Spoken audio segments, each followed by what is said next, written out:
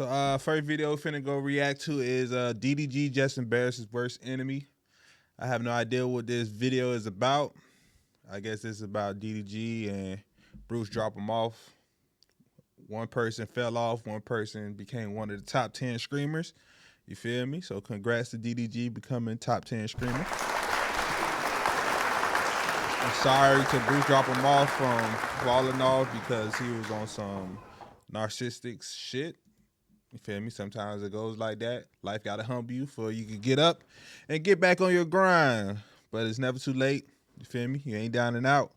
Just gotta come back and get on your grind. So we're finna go ahead and react to this video, see what they talk about. I'm listening to and my thoughts on music and the business daily for free. G in his nightmares, probably while he was still with Halle Bailey and throughout her pregnancy and for multiple years after that, because this was a moment where DDG was at one of his weakest points. Granted, DDG had already had the success of Moonwalking in Calabasas, but he was getting into the streaming game. He started streaming a little bit, and DDG's been in content for, hell, 7, 8, 9 years, maybe even close to 10 years now. I know for sure he was doing it 2016, 17, but I don't know if he was doing it earlier than that. Regardless, DDG now has over 40,000 subscribers. He did this hit-a-thon, which is a subathon. If you guys aren't familiar with what a subathon is, it's basically like every time someone subscribes, it extends the duration of the timer for when the stream is going to end. So if it's, let's say, 24 minutes left, we're going to do a subathon soon. Subs 100 times or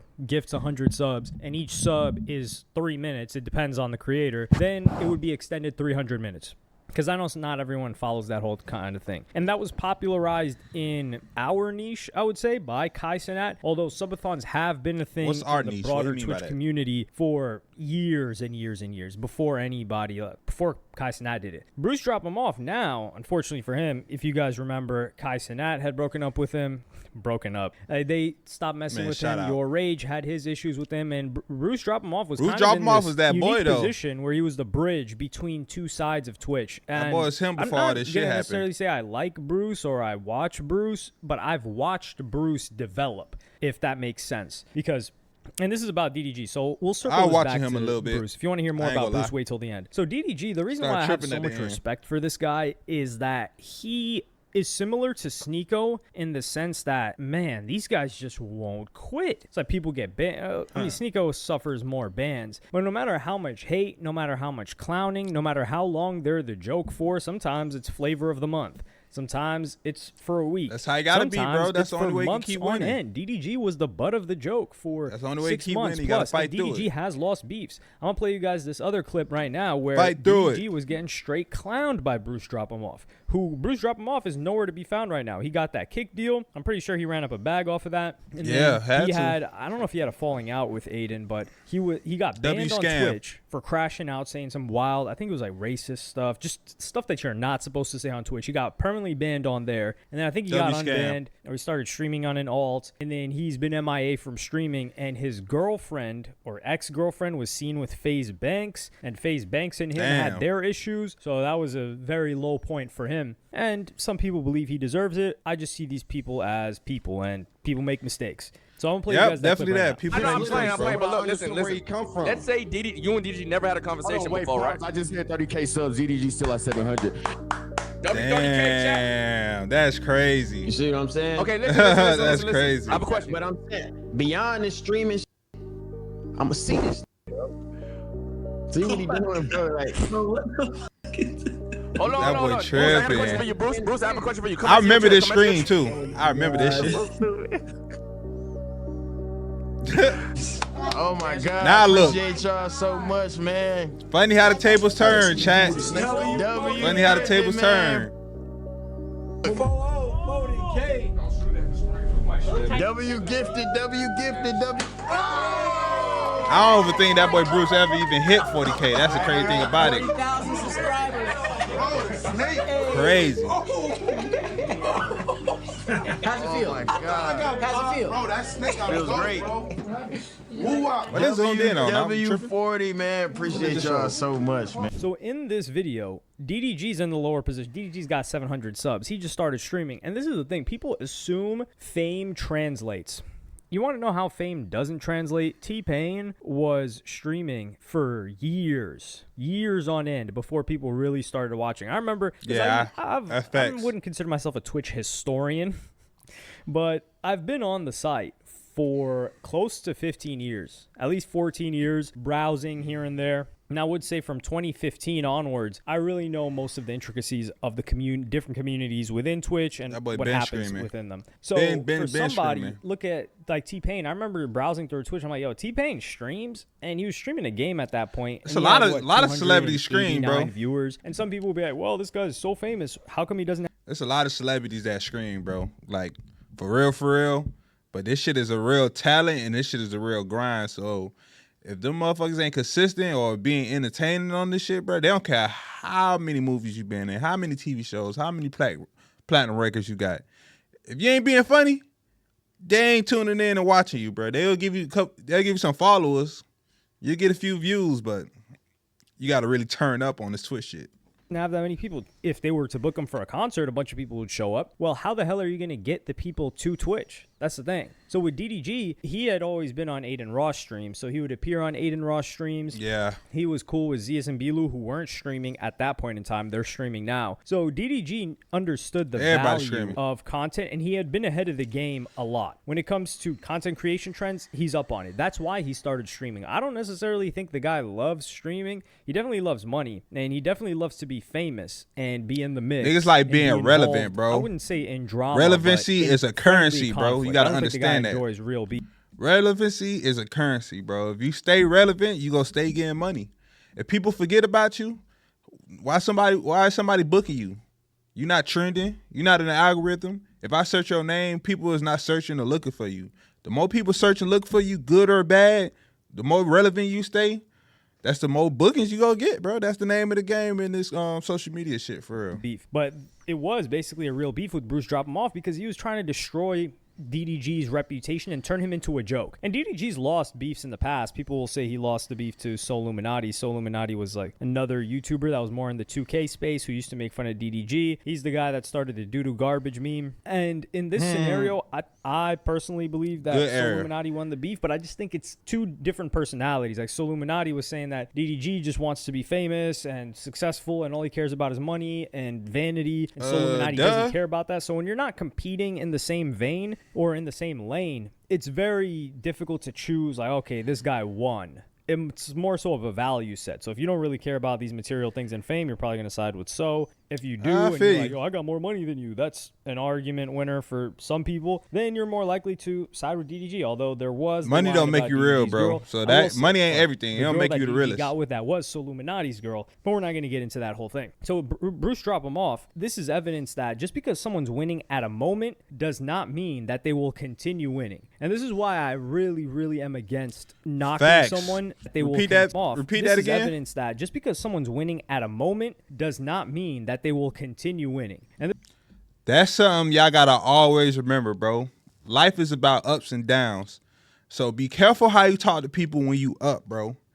Cause you feel me? Realistically, shit is like a stock exchange. You feel me? Go up, then down. You gotta have a correction. You could go back up, but you feel me? Some shit could get stagnant. Some shit could bottom out. Like, bro, life is about balance. Shit goes up, shit goes down. So if you talk to people at the bottom while you up crazy and they get their chance to be at the top while you at the bottom, now you assed out. Nobody want to fuck with you. Nobody want to help you because you ain't show love. You was talking to people crazy. So always remember that, bro. Stay humble because this shit could go down any minute. You could get back up. Some people don't get back up, but you can get back up. It's not impossible. And this is why I really, really am against knocking someone that's on the come up. Because DDG is not somebody that's just a new streamer, right? This guy proved himself in content creation. He was a vlogger. He made it as a rapper. Who goes from having a gold play button to a platinum track and a real platinum track? Don't bring that, oh, Rice Gum got a platinum plaque. Oh my goodness, please. And they were playing DDG songs in clubs. People that had no idea who DDG was were listening to his music, to that song in particular. So that's a completely different story. He gained a new fan base in a new vertical of not even just content, of music. And then now he's going to streaming. So that's not somebody you want to doubt and assume that he's going to stay at the position that he's in, which he did not. And that's the power of persistence when you know what you're doing is correct. Because some people just believe, oh, like consistency, persistence, that works. It works if you know what you're doing. Like some people have been doing things for years and they don't get any better. They don't improve. Let's just say Twitch streamers, for instance, they don't get more lit. Well, DDG leveraged what he already had with the consistency. So I think in DDG's mind, he knew it was only a matter of time before people started watching me. And before this, like Subathon, it wasn't really going that crazy. And what I like what DDG did is he took inspiration from guys like Aiden, who he gave respects to, and decided to also take Kai Cenat inspo and marry them together with Aiden Ross, the originator, bro, for real. Because whilst DDG was doing music, he had a ton of relationships that he built up, friendships with other artists, like Kevin Gates, for instance. And Shabuzi, who I don't even know he was cool with DDG, he had him on stream. And we don't really see Shabuzi doing too much, especially within the realm. If you know, that's the second time being on the screen. And there are a lot they of met All-Star Weekend. Cool with him, even but friends I don't know with if him, they met then, we didn't but see him collaborate with like linked up Ross All-Star or Weekend. anything like that. So DDG brings these people in to a different dynamic because they're looking at it like, yo, we're cool with DDG. We've been with him in the studio. Remember, DDG's the guy that brought Blueface to Aiden Ross, which was quite a disaster, but content-wise, it turned out great. So they're going to have less of a guard up. They feel like they're at home versus if they're going on an Aiden Ross stream, they're definitely feeling like they're being not criticized, but they're being led into a trap. Does it have to do with Aiden being a quote-unquote white guy?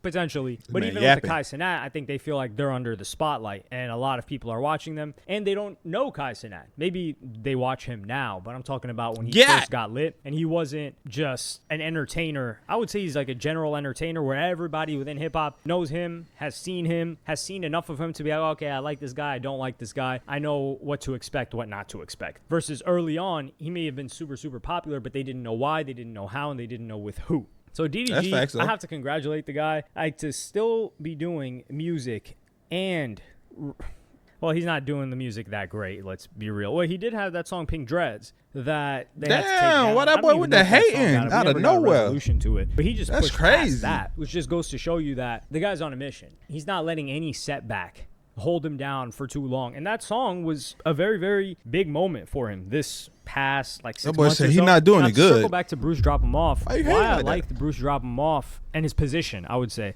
not necessarily him. I don't know too much about him. Is he's a guy that came up on Twitch in a different community. So like where XQC is from and all these other acts like Ludwig and stuff like that. He came up there and he was the only dude that was relatively hip hop that I can even name from there. That's crazy. There. These guys, they don't know anything. And he was listening to people like Lucky. These people had never heard of a Lucky. They had never heard of the majority of rappers. So he was able to mix well with them. And then when this new community started blowing up, he was able to lock in with them easily because it's the similar culture, similar That's interests, lit. I didn't know that. Similar music. And That's he even played some of the games here and there. But he's a guy that he was like 16, 17 when he was really taking off streaming. So the guy's been making money since he was even younger than an Aiden and a Kai Cenat. And I think when you just live I didn't know on the that. I internet just seen that with long, him your age and Kai was all streaming together. Does something to the brain that no other form of content creation does. And especially if you're young, I think it really alters you. So perhaps it did something to him. I hope the guy's doing okay. Like some people consider him like a complete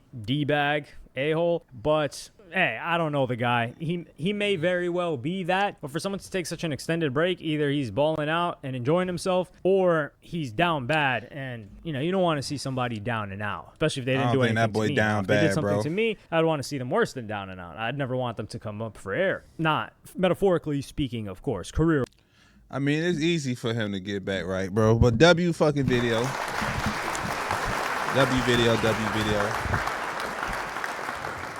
W fucking DDG. That man really paved the way, said he was going to take the screaming shit serious and took it absolutely serious and dominated. That's some real Libra shit.